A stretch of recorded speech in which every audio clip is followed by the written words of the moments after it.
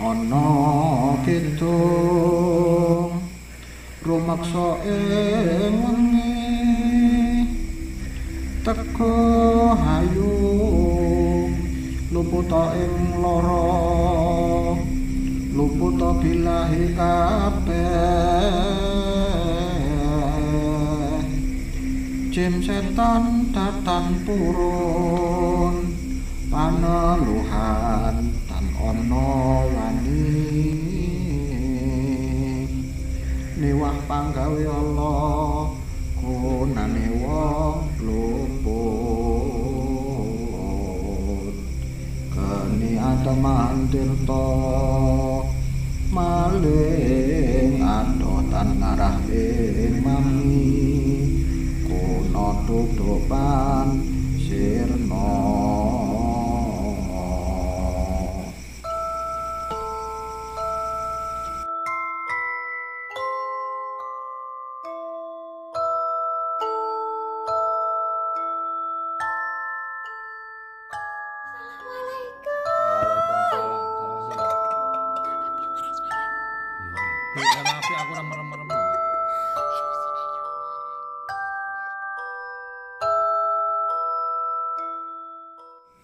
Assalamualaikum warahmatullahi wabarakatuh. Selamat pagi, selamat siang, selamat malam, kapanpun kalian nonton. Apa kabar? Salam Rahayu.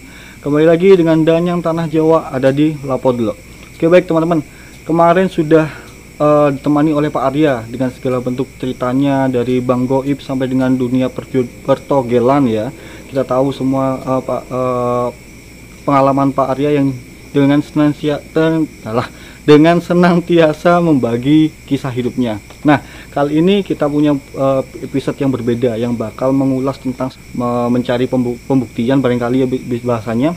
Jadi ada hal dulu konon katanya hal ini pernah sosok ini pernah hidup di zamannya, dan karena ulahnya sendiri karena pengen mencari ilmu dan lain-lain sampai akhirnya menyusut apa itu ya jenglot.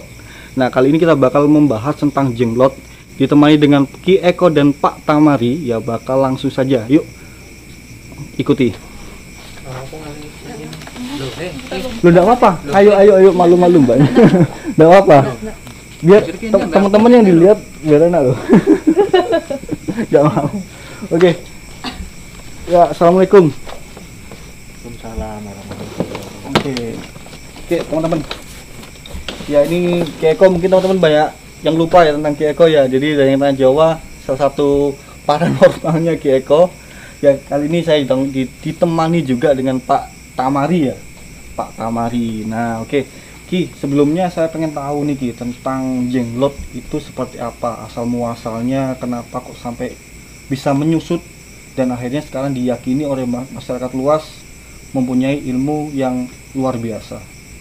Ya. Sebelumnya assalamualaikum warahmatullahi wabarakatuh. Waalaikumsalam. Pada sesi ini kita masih ingin mengulas tentang apa itu Bathara Karang, atau biasanya orang pakai kode BK. Ada nama lain juga jenglot. Ada yang mengatakan sama, ada yang mengatakan berbeda. Itu tergantung persepsi masing-masing. Dalam sejarahnya Bathara Karang atau jenglot memang dari wujudnya memang manusia, tapi dengan ukuran kerdil. Kalau kita melihat itu semacam mumi, bukan hampir seperti mumi, memang manusia yang dimumikan. Cuma ukurannya menyusut melebihi kecilnya mumi. Kalau kita melihat mumi kan sebenarnya juga tidak pada ukuran sebenarnya. Iya. Mumi mengalami penyusutan. Demikian pula dengan jenglot, itu mengalami penyusutan bahkan hingga mencapai di bawah 1 meter. Ada yang cuma 50 cm, ada yang 30 cm, bahkan lebih kecil lagi. Menurut mitologinya, pada zaman dahulu jenglot ini adalah orang yang sedang ngelmu atau ngelmu Bathara Karang. Ilmu Bathara Karang itu sejenis ilmu Mbabar Waja. Maksudnya Mbabar Waja itu semacam ilmu kanuraganan tingkat tinggi. Ilmu kanuragan tingkat tinggi yang mana orang yang sudah nyucup ilmu ini maka dia memiliki kesaktian yang melebihi. Bahkan ada yang mengatakan muncul kesombongan sehingga tidak bisa diterima oleh bumi. Ada versi yang seperti itu. Saya tidak mengatakan itu yang saya anut, enggak. Ada juga yang mengatakan kenapa kok menjadi jenglot, bukan karena tidak diterima bumi, karena memang ilmu ini memposisikan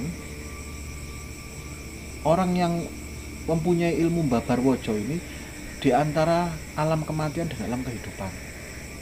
Karena dia ngelmu keabadian, kelanggengan. Jadi dia menginginkan sebuah kelanggengan. Sedangkan manusia lumrah biasanya kalau meninggal ya kembali ke alam kelanggengan, kan ora wah ora gingsir.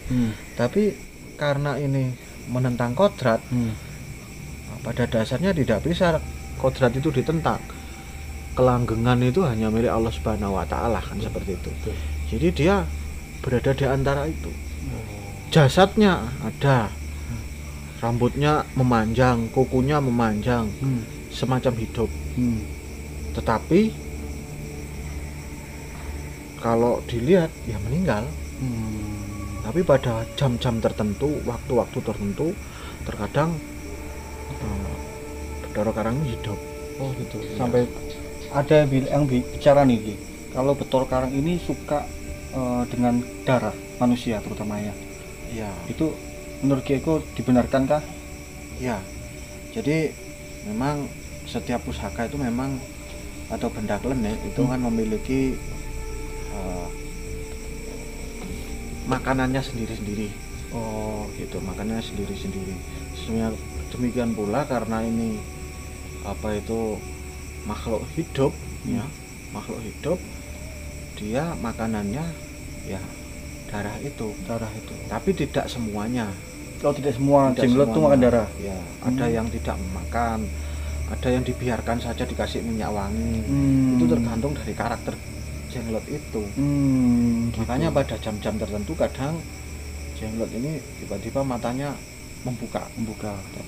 Oh, okay. Jadi pada tipe-tipe tertentu yang mohon maaf kereng ya atau galak, itu pada jam-jam tertentu matanya terbelalak, kemudian dia keluar hidup seperti orang biasa gitu. Iya, tapi ya tentunya karena barang gaib ya tidak bisa kita pastikan pada jam ini terus kemudian dia keluar harus jalan-jalan di shoot gitu, tidak seperti itu. Artinya tidak bisa ditunggu gitu ya. Iya. Oke. Dari versi yang saya pernah dengar ini Ki, ada jenglot yang memang disengaja ditaruh di hutan. Karena jenglot yang asli yang dari versi saya ini terutama Ki ya, itu kalau dibawa ke rumah itu efek negatifnya luar biasa. Nah, itu jenglot apa ini Ki? Iya. Jadi ada yang berpendapat jenglot ini ada yang mengandung ilmu hitam, ada yang mengandung ilmu putih. Cuma memang kebanyakan orang menganggap bahwa jenglot ini auranya hitam. Karena digunakan biasanya untuk ya mohon maaf, ada yang menggunakannya untuk penjaga rumah, memang penjaga kekayaan, ada yang digunakan untuk bank gaib. Untuk menarik uang. Jadi ada semacam perjanjian. Biasanya dia diminta untuk membawakan uang sekian miliar, tapi ditukar dengan darah. Biasanya darah yang berjenis O. Biasanya. Ya, biasanya seperti itu. Berarti hampir sama kayak tuyul nih ceritanya. Ya, kemungkinan seperti itu. Bahkan jenglot itu pernah di röntgen ya oleh Universitas Indonesia, yang memang memiliki struktur tulang yang sama dengan manusia. Oh gitu. Oke. Dari mungkin Pak Tamari nih, dari sisi spiritual Pak Tamari nih, jenglot ini selain berfungsi untuk itu yang tadi disebutkan Ki Eko, kira-kira Pak Tamari bisa menambahkan? Cukup itu aja ya. Iya. Jadi Kiko aja. Gak mau ngersani gitu Pak Tamari. Oke, Pak Tamari, dari sudut pandang Pak Tamari ini bisa dilihat teman-teman Sudah dibuka baru sadar ya. Mbak, monggo Mbak di sini Mbak. Enggak apa-apa. Mau lihat toh ya. Oh iya. Ya, ini jenglot ya. Jadi oke. Perbedaan jenglot asli dan replika itu di mana Ki? Bisa dijelaskan? Satu ya, kita membuktikannya memang sulit ya. Sulit itu karena kita juga takut merusak. Tapi kalau menggunakan sudut pandang medis, biasanya di röntgen akan kelihatan nanti struktur tulangnya, kemudian daging yang menyusut itu akan kelihatan nanti. Tapi kalau secara kasat mata ya kita melihat ya jenglot ya seperti ini. Gitu.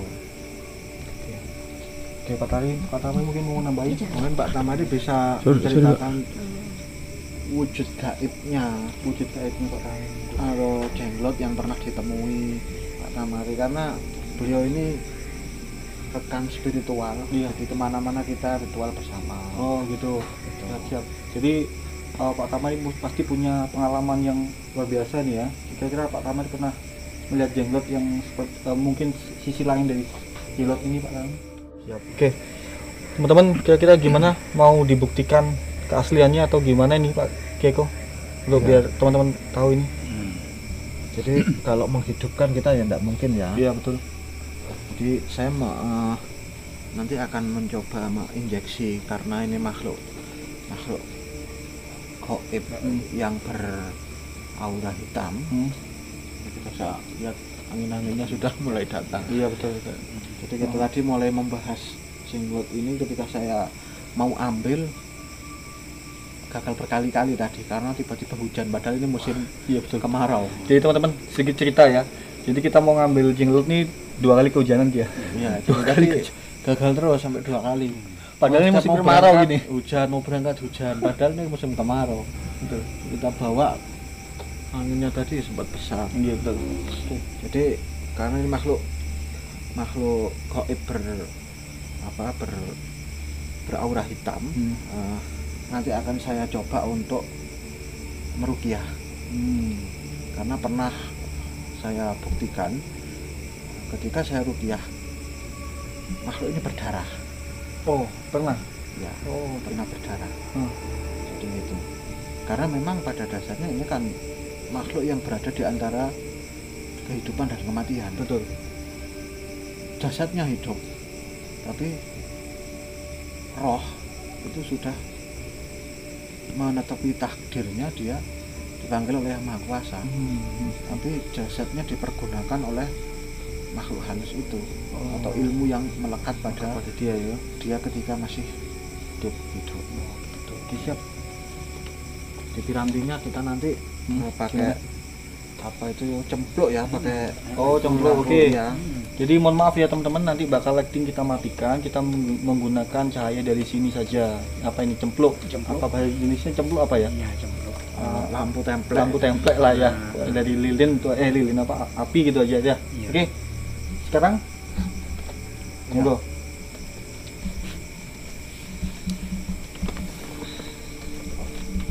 Memori aman? Ada 7 menit. 1 menit.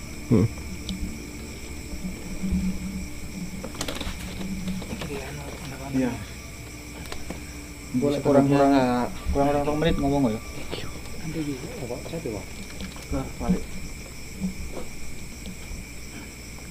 Balik.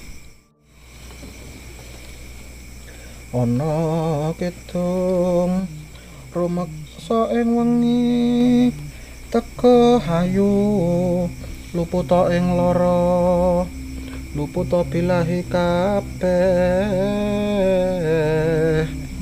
Jim setan datan purun, paneluhan tan ana wani, niwah panggawe ala gunane wong luput. Kenia teman tirta maling adoh tan ngarah ing mami, guna duduk pansirna.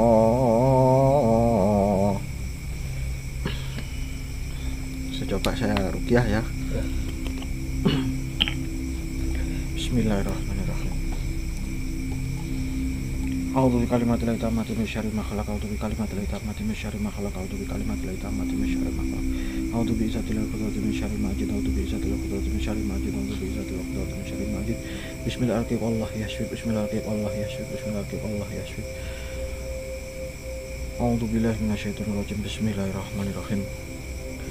Amma yatasaaluna 'anil nabiyil ladzi hum fi mukhtalifun kala sa'lamna thumma kala sa'lamna lam najalil ardu mihada wal jibala tada wa khalaqna maswaja wa ja'alna nawmakum subata wa ja'alna laila libasa wa ja'alna nahara ma'asya wa banayna fawqakum sab'an shidada wa ja'alna siraja wa haja wa anzalna minal mu'sirati ma'an thajjalin nukhrija bihi habba wa nabata wa jannatin alfafa inna yawmal fasli kana miqata yawma yunfaku fi suri fata'atuna afwaja wa futihatis sama'u fakanat abwaaba wa suratul jibalu fakanat saraba inna jahannama kanat mirsada litaqina abala bisina fi aqbala yasukuna fi abada wala syaraba ila khamima wa ghazaqa jaza wifaqo innahum kanu la yarjuna hisaba wa kadzabu bi adina kitaba wa kullu syai'in ahsayna kitaba faduku falan najitakum ila adaba innal muttaqina mafaza hadal qawana wa kawaiba traba wa kasam biaqo la yasmauna fi alaq wa wala kitaba jaza amir rabbika atan hisaba rabbis samawati wal ardi wa ma bainahuma rahman la yamlikuna minhu khitaba yauma yaqumu ruh wal malaikatu safa la yatakallamuna illa man adinal rahman wa qala sawaba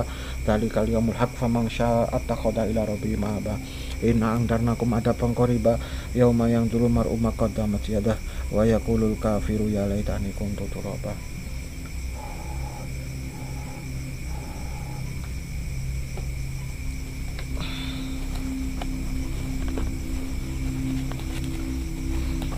Sound pegang dari sini.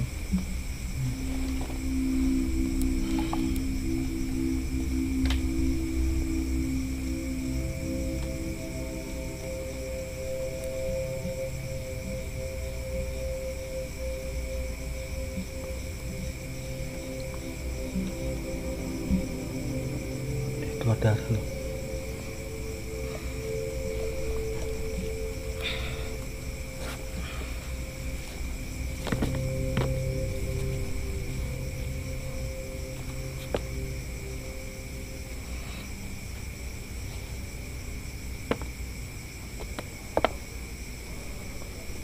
Kelihatan nggak sih darah? Coba di belakang di tempat di dalam. Ini ada tarik kain deh. Oh ini kelihatan. Tahan. Samar. Sama tuh. Coba. Nggak apa-apa. Oke. Emang gitu aja. Iya. Oke. Wow. Ini nggak tahu teman-teman ini kelihatan apa enggak, yang jelas ini Ya, sebentar. di depan kita ini berdarah. Nah, ini ya. Berdarah ya. Turun dikit, Pak. Nah, dekat lampu. Kita nggak membukanya, nanti dikhawatirkan ketika matanya bisa terbelalak, itu nanti dikhawatirkan membawa efek yang kurang baik bagi kita. Nah, lagi dikit. Nah,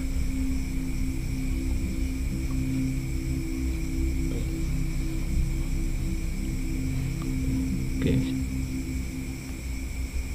Sudah? Udah. Sudah ya? Sip. Udah. Taruh lagi tuh. Bunganya keluarkan dulu semua. Samar soalnya agak gelap. Iya, tapi kelihatan ya. Iya. Kelihatan ya ini. Ya. Kelihatan merah kok itu. Oh, Oke. Yang penting kelihatan aja. Sebenarnya kita akan tutup lagi, jangan sampai ketika terbelalak nanti dia tuh menyaksikan kita, gitu.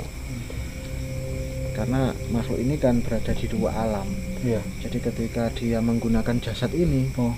ya otomatis indranya yang menggunakan indra dari jasad ini. Oh. Oke, jadi teman-teman ya, kelihatan nggak sih wajahku? Iya, agak gelap. Gini ya, kelihatan ya. Iya. Jadi sengaja kita sedikit, tapi nggak tahu lah, nanti coba saya lihat lagi di editing, waktu di editingnya itu kelihatan apa enggak darahnya, tapi yang jelas banget itu berdarah itu. Jadi kita tanpa saya kesini pun nggak ngerti bakal terjadi seperti ini. Jadi intinya ini tanpa rekayasa lagi ya, bisa dibilang. Jadi memang nggak tanpa rekayasa, begitu Ki Eko ngambil apa namanya jenglot ini tadi, langsung kita praktekkan seperti ini tanpa ada macam-macam tambahan. Jadi hanya dilapon dulu lah, teman-teman bisa menyaksikan hal-hal yang Ini tanpa hanya rekayasa. sekedar untuk membuktikan Pembuktian saja, ya, betul. bahwa makhluk di dunia ini tidak hanya manusia saja, makhluk gaib itu ada. Bahkan Al-Quran pun mewajibkan kita untuk percaya dengan gaib. Betul. Betul sekali. Dalikal kita pula roi babi udal mutakin alatina yu'minuna bil ghaibi. Jadi kita disuruh beriman kepada yang gaib, seperti itu. Ini dihidupkan lagi atau? Oh ya, Pak apa-apa. Nggak apa. Oke. Anu, Pak, kan kita berani buka ganti ya. memori dulu. Hah? Ganti memori. Jadi memori. Oke, Ki. Dari semua fenomena yang terjadi ini, kesimpulan dari Ki Eko sendiri bagaimana, Ki? Ya itu tadi. Nah, ini semacam pelajaran bagi kita, hikmah yang kita bisa ambil. Jangan meremehkan. Allah sendiri dalam Al-Quran berfirman, dalikal kita pula roi babi dalam mutakin alladzina yu'minuna bil ghaib. Jadi kita itu beriman, harus percaya dengan sesuatu yang gaib. Bukan berarti kita harus tahayul terus apa itu khurafat, cerita-cerita itu kita yakini terus kita sembah, bukan. Kita meyakini bahwa ada Allah Subhanahu wa taala, ada malaikat, ada bangsa jin yang nanti pembagiannya menjadi banyak, yang menambah wawasan juga kewaspadaan kita. Kewaspadaan kita. Dan kita hidup di tanah Jawa, yang mana tanah Jawa ini penuh dengan klenik. Seperti itu, penuh dengan klenik. Ada kalanya kalau kita hidup normal, ya silakan hidup normal, pakai nalar, pakai logika saja. Tapi pada tempat-tempat tertentu tidak bisa seperti itu. Kita sudah berusaha secara nalar, secara logika, ternyata terganjal sesuatu di luar materi. Itu banyak terjadi. Ya semacam jenglot ini.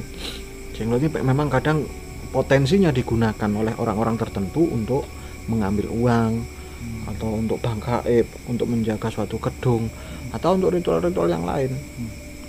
Nah, Imam Syafi'i dulu itu belajar sihir, tapi bukan untuk menjadi penyihir, tapi untuk mengetahui seluk-beluk sihir. Ketika ada orang yang bertanya tentang keilmuan atau orang yang berobat tentang ruqyah, tentang sihir, beliau tahu. Jadi bukan berarti belajar sihir untuk menjadi seorang penyihir. Itu hikmahnya. Jadi ini gunakan hanya diambil untuk hikmahnya saja, diambil positifnya, bahwa memang makhluk gaib itu memang ada. Makhluk gaib ada, dan kita harus kemana-mana dan melakukan apapun disertai dengan doa, karena makhluk non materi senantiasa berada di sekitar kita. Itu segitu saja.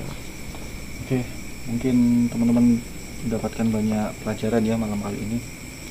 Oke, gitu aja dari saya dan Ki Eko juga Pak Rami undur diri. Terima kasih. Wassalamualaikum warahmatullahi wabarakatuh. Ayo. Waalaikumsalam.